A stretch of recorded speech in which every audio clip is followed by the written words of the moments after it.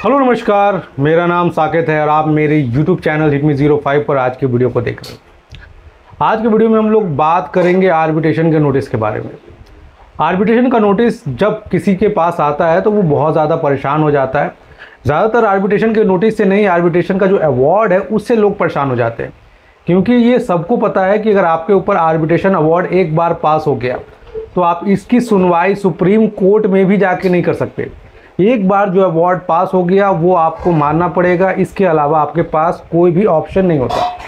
तो आखिरकार आर्बिट्रेशन को कैसे स्टॉप किया जाए, क्या पूरी प्रक्रिया है, आज के वीडियो में हम लोग बात करेंगे। तो वीडियो को बहुत ही ध्यान से देखिएगा। आज की वीडियो में हम एक छोटी से छोटी बात को आपको बताएंगे, जिससे किसी के पास भी अगर आर्बिट्रेशन का नोटिस आया है तो वो ज़्यादा परेशान नहीं होगा और बहुत ही आसानी से अपने प्रॉब्लम को सॉल्व कर लेगा। चलिए वीडियो को शुरू करते हैं। सबसे पहले हम लोग बात करते हैं आर्बिट्रेशन क्या है। जब आपके पास आर्बिट्रेशन का नोटिस आता है तो आप काफ़ी ज़्यादा परेशान हो जाते हो। देखिए, आर्बिट्रेशन का काम क्या होता है। आर्बिट्रेशन एक आर्बिट्रेटर के द्वारा किया जाता है, जो बैंक के द्वारा रखा हुआ एक एम्प्लॉय बोला जा सकता है। अगर आप कहीं भी कोर्ट में जाके देखोगे तो कोई भी ऐसे जज का नाम नहीं है, सोल आर्बिट्रेटर या आर्बिट्रेटर, किसी भी जज का नाम नहीं है। अब ये आर्बिट्रेटर होते कौन है?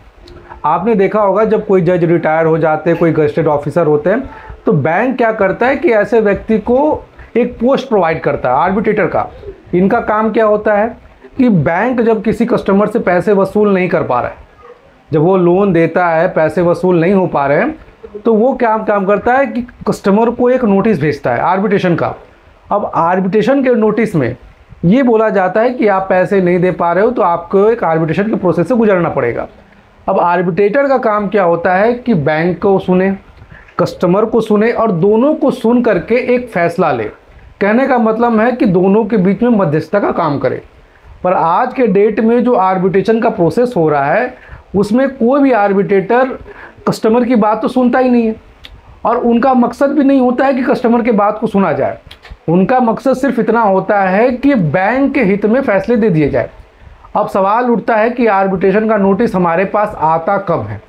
अगर आता है तो इसको रोकने का कोई तो प्रक्रिया होगा ना। देखिए, आप जब भी कोई भी लोन लेते हो, सिक्योर लोन लेते हो, अनसिक्योर लोन लेते हो, वहाँ बैंक के पास कुछ ना कुछ ऐसा ज़रूर होता है जिससे आपको डरा सके, धमका सके, मैनिपुलेट कर सके। पर जब आप आर्बिट्रेशन, जब आप कोई क्रेडिट कार्ड लेते हो तो वहाँ पर आपके पास कुछ भी नहीं है।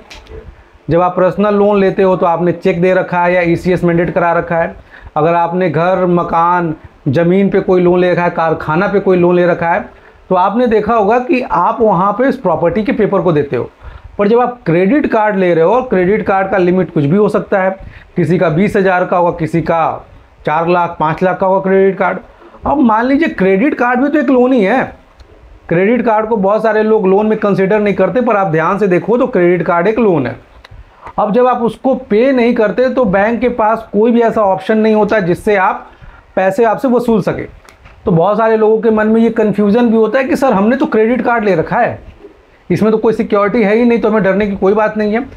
तो यहीं पर आप सबसे बड़ी गलती करते हो।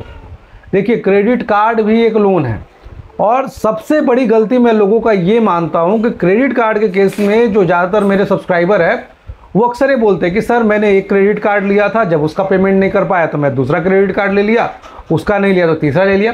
अब इस तरह से पहले वो एक गड्ढे में कूदे हुए थे और उसके चक्कर में उन्होंने 5-6 गड्ढे और खोद लिए।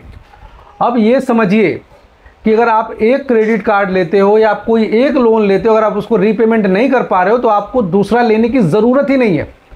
जब आप एक का रीपेमेंट नहीं कर पा रहे हो, आप एक लोन को पे नहीं कर पा रहे हो, तो कहाँ की ये पॉसिबिलिटी है कि आप बाकी लोन को रीपेमेंट कर पाओगे? तो कभी भी अगर आपसे एक लोन लिया जा रहा है, आपने एक लोन ले लिया है, तो ये गलती कभी ना करें कि 5-6 लोन और ले लो। उसको वहीं रोकिए, अपने नुकसान को वहीं रोकिए। एक नुकसान हो चुका है, चलिए इसमें जो भरपाई होगा करेंगे। अगर मान लीजिए हम एक लोन लेते हैं, नहीं चुका पाए, तो एक के साथ सेटलमेंट होगा। अब उस चक्कर में 50 लोन ले लिए तो 50 के साथ सेटलमेंट करना भी संभव नहीं है, पैसे भी तो होने चाहिए। अगर पैसे होते तो आपका लोन डिफ़ॉल्ट नहीं होता। अब एक चीज़ समझिए, जब क्रेडिट कार्ड बैंक दे देता है तो बैंक ने ना यहाँ पे कोई चेक लिया है, ना कोई ईसीएस मैंडेट है। अब बैंक परेशान है कि इससे पैसे ले तो ले कैसे, कस्टमर खुश हो रहा है कि हमने तो कुछ दिया ही नहीं, हम पे होगा क्या।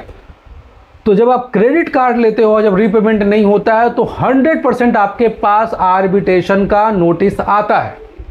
अब आर्बिट्रेशन के पावर के बारे में हम बात करें, देखिए आर्बिट्रेशन बहुत पावरफुल होता है। अगर आप कोई सरकारी जॉब कर रहे हो तो आर्बिट्रेटर के पास इतना पावर होता है कि आपके सैलरी को सीधे कट करवा सके। ये सैलरी आपको बाद में मिलेगी, सबसे पहले बैंक का EMI जाएगा। अगर मान लीजिए आप सरकारी एम्प्लॉय नहीं हो, तो ऐसी स्थिति में आर्बिट्रेटर के पास इतना अधिकार होता है कि आपके मूवेबल प्रॉपर्टी को, जैसे TV, sofa, washing machine, cooler, जो मोटरसाइकिल हुआ, ये सारे चीज़ को अटैच करके उसकी रिकवरी करवा सकता है। अगर मान लीजिए आपने कोई क्रेडिट कार्ड है 1 लाख का है, अब 1 लाख के रिकवरी के लिए आपके बाइक को उठवा सकता है, वो 1 लाख के रिकवरी के लिए आपके घर के सोफा को उठवा सकता है, आपके 1 लाख के रिकवरी के लिए टीवी को उठवा सकता है। इतने अधिकार होते हैं। अब लोग परेशान हो जाते हैं कि मान लीजिए आर्बिट्रेशन का ऑर्डर आ चुका है, तो क्या मेरे सामने मजबूरी है कि मुझे जाना ही पड़ेगा? देखिए, सबसे पहले आर्बिट्रेटर का मकसद क्या होता है कि आर्बिट्रेटर ये चाहता है कि आप आओ नहीं। अगर आप आओगे नहीं तो जजमेंट एक तरफा हो जाएगा।